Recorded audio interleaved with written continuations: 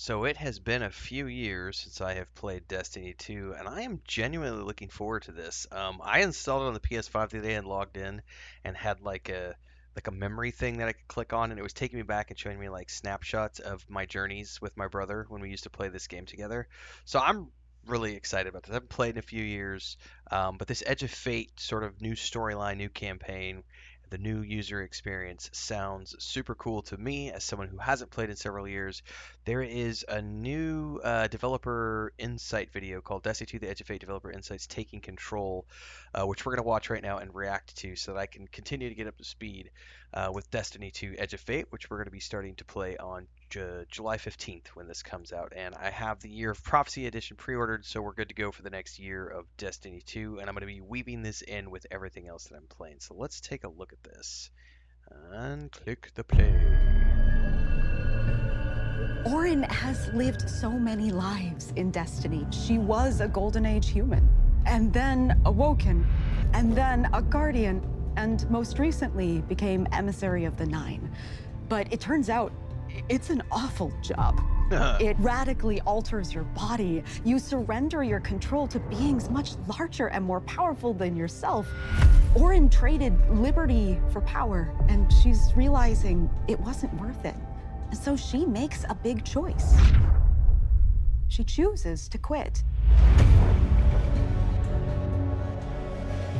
Leaving the emissary position with a vacancy the Nine need to fill means that she's got one more role to play. Mentor to her replacement.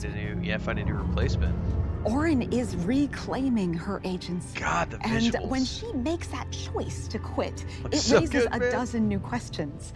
What can happen if the emissary isn't around to stop something? What does quitting a 4-dimensional job do to a 3-dimensional brain? And most importantly, who is her replacement? How hard are the Nine going to have to search to find one? This release is about serendipity, that magical sense of finding desirable connections by chance, except here, chance isn't involved at all. Something more powerful than we are is. Great stories aren't built on the plot happening to characters. It's built on characters making choices that change the world. And Orin's choice to quit is what ignites the entire saga. My will is my own.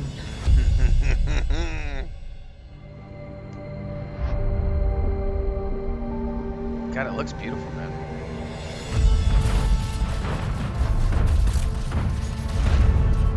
World tiers are a new way to stack challenge in a way that players can directly control and earn better rewards for it.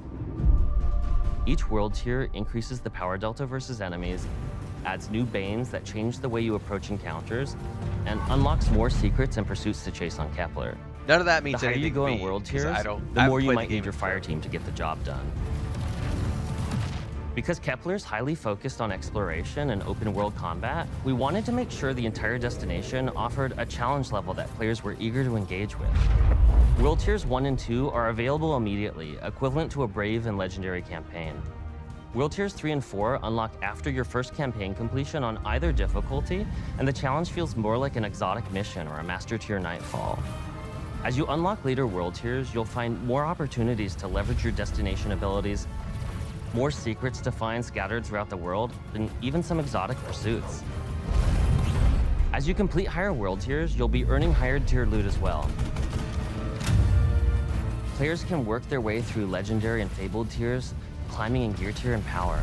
And then on Mythic, the highest world tier on Kepler, you'll also be able to unlock a unique armor variant with its own set bonus. This system is really about charting your own course, coming up with new strategies, uncovering hidden secrets, and earning cool loot along the way. All sounds good to me, man.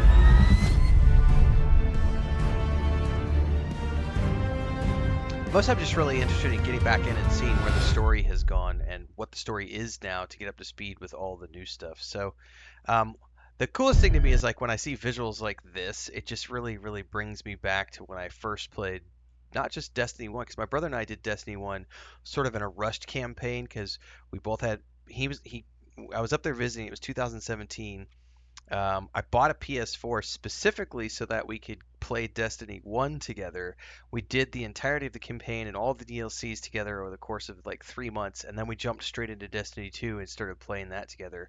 And just the journey that we have had through this game, it's like I said, it's been a few years. I'm really looking forward to this, so can't wait to share it with you guys as I get back into Destiny 2 for the first time in a while. We'll be kicking things off here on July 15th, streaming as always on YouTube and Twitch. But we got some other stuff to get through before then. So drop the links, let me know in the comments below, and we'll see you in the next stream, everybody. Stay safe, happy gaming.